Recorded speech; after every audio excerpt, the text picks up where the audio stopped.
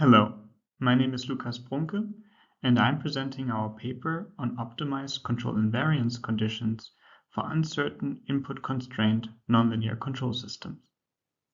This is joint work with my colleagues Siqi Zhou, Mingxuan, and my supervisor, Professor Schoellig.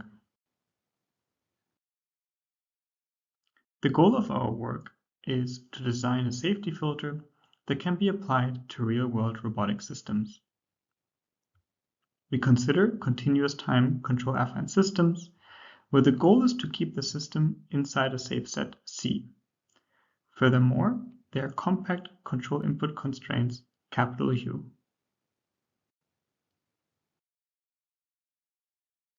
First, we start with some important background on control invariance. Intuitively, if we're starting in a set C, for example x at time 0, and if there exists a feasible control input that keeps the system inside the set for all future time, for example, state x at time t is still in set C, then the set is called control invariant. We also refer to this as safety. So what is a CBF? A CBF is a continuously differentiable function h, and its zero superlevel set defines a set C. If the CBF condition, here in equation 1, is satisfied, then the set C is control invariant. The lower bound in the CBF condition uses a class kappa function, which passes through the origin and is strictly increasing.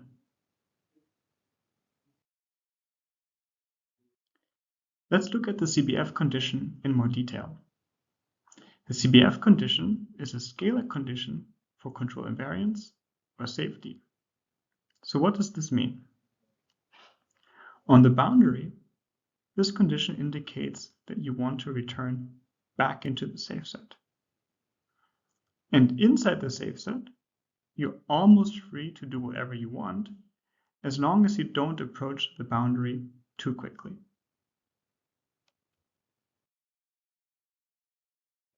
We can use this idea in a safety filter. A safety filter takes in uncertified control inputs and potentially modifies and certifies them before applying a safe control input to the robotic system. This filtering can be formulated as a quadratic program, where the objective is to match the uncertified control input and the constraint is the CBF condition. But what about input constraints? Real-world systems typically have limited actuation. The CBF safety filter, or rather its optimization, has to be feasible at all states in the domain for the control input constraints U.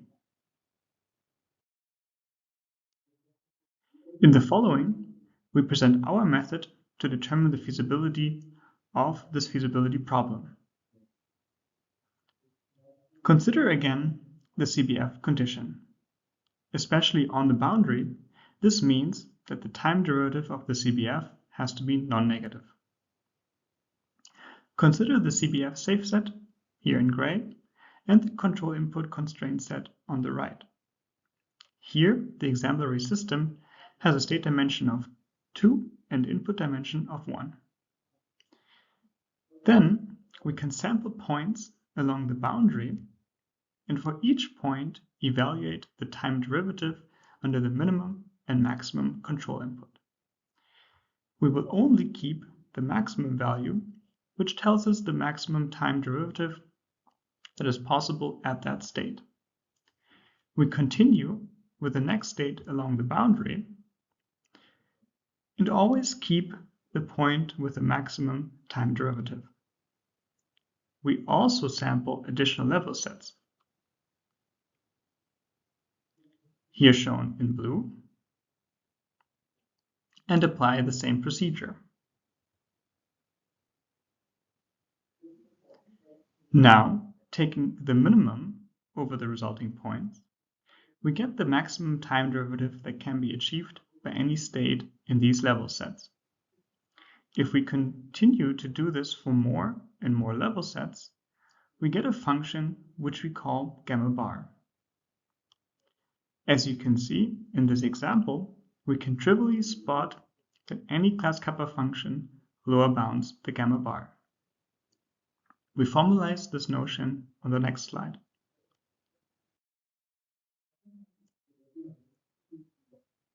Our theorem states that if there exists a class kappa function that lower bounds the gamma bar, then the set C is control invariant under the control input constraint U. This also applies for the next example of a gamma bar function, where we can also find a class kappa function that lower bounds this. However, there's also cases where this is not possible, for example, in the example that is shown right now. However, if we cannot find a class kappa function, we could still try to find a class kappa function for a smaller sublevel set. Then this sublevel set is control invariant under the input constraint U.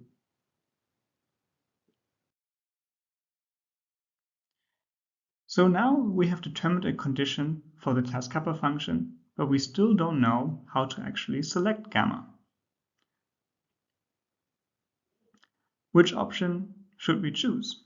All of these class kappa functions would be valid. Here we propose a more structured way of determining the kappa function. Suppose we have evaluated the time derivatives for different control inputs.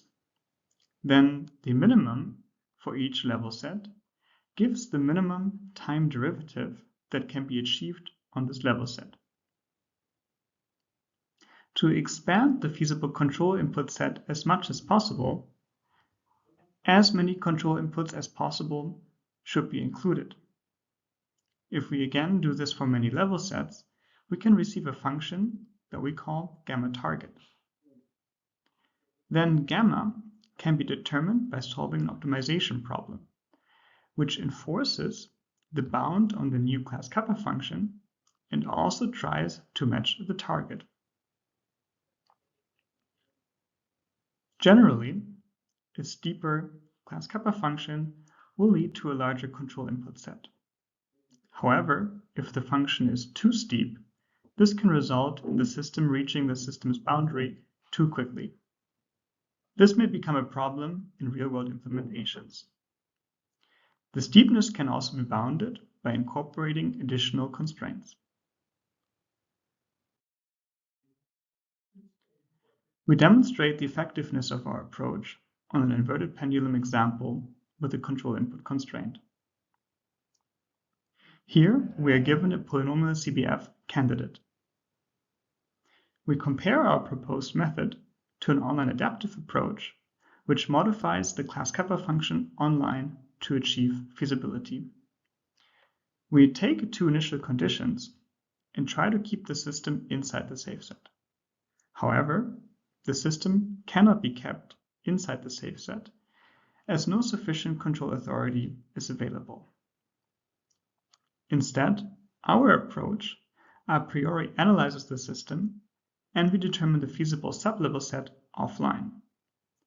Once we have determined the sublevel set, we can keep the system inside the small sublevel set, starting from the same initial conditions.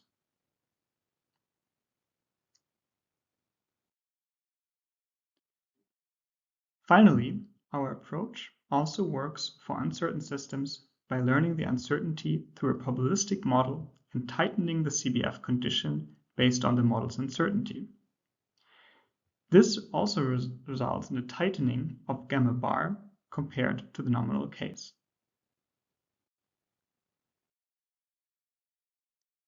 We demonstrate our approach on a quadrotor with input constraints and a quadratic CBF. In this setup, we apply a control input that is not sufficient to keep the quadrotor hovering, and so it drops. However, we want to prevent the system from crashing into the floor with our quadratic CBF safety filter. With the safety filter, based solely on an LTI system, we are able to reduce the speed of the quadrotor when it approaches the boundary of the safe set, but we're not able to sufficiently brake and keep the system inside the safe set. This is due to the model mismatch.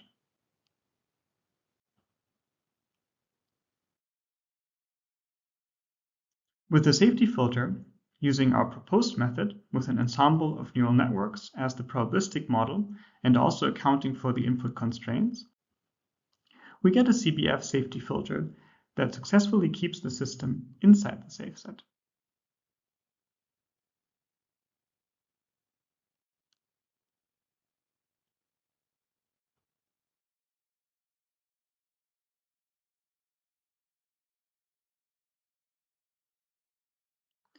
Finally, we show a comparison of all three approaches in parallel.